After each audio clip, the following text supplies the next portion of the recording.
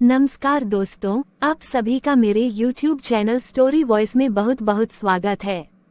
अगर आप भी कहानियों को पढ़ने के शौकीन हैं तो मैं हमेशा की तरह आज आपके लिए एक बहुत ही मज़ेदार कहानी लेकर आई हूँ। तो चलिए फ्रेंड्स, मैं आपको कहानी सुनाती हूँ।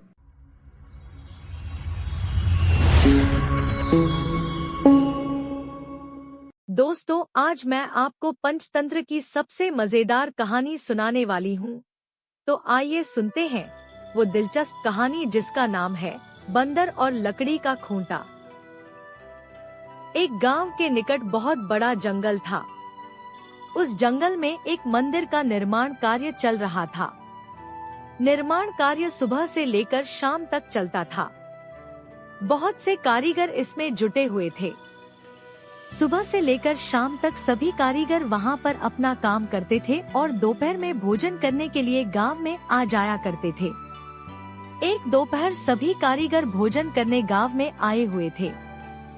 तभी बंदरों का एक झुंड निर्माणाधीन मंदिर के पास आ धमका और उछल कूद मचाने लगा। मंदिर में उस समय लकड़ी का काम चल रहा था। चीरी हुई शहतूत और अन्य लकड़ियां इधर उधर बिखरी पड़ी हुई थी। बंदरों के सरदार ने बंदरों को वहां जाने से मना किया, किंतु एक शरारती बंदर नहीं माना और सभी बंदर वहां एक पेड़ पर चढ़ गए। उनमें एक शरारती बंदर था। वह शहतूत की लकड़ियों पर धमाचौकड़ी करने लगा। वहां शहतूत के कई अजचिरे लट्ठे रखे हुए थे। उन अजचिरे लट्ठों के बीच में एक कील फंसी हुई थी। कारीगर भोजन के लिए जाने के पूर्व लट्ठों के बीच कील फंसाकर जाते थे ताकि वापस आने के बाद उनमें आरी घुसाने में सुविधा हो। शरारती बंदर कौतूहलवश एक अजचिरे शहतूत के बीच में फंसे कील को देखने लगा। वह सोचने लगा कि यदि इस कील को यहाँ से निकाल दिया जाए तो क्या होगा। वह अजचिरे शहतूत के ऊपर बैठकर कील पर अपनी जोर आजमाइश करने लगा।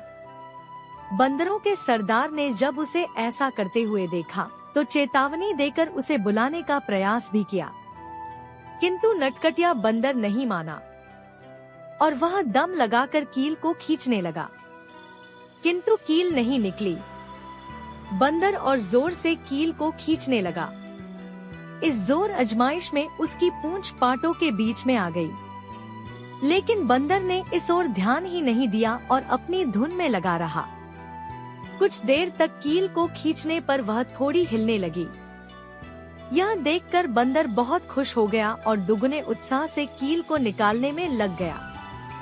अंत में जोर के झटके के साथ कील बाहर निकल गई, लेकिन जैसे ही कील बाहर की तरफ निकली, अजचिरे पार्ट आपस में आ मिले और बंदर की पूंछ उसमें फंस गई।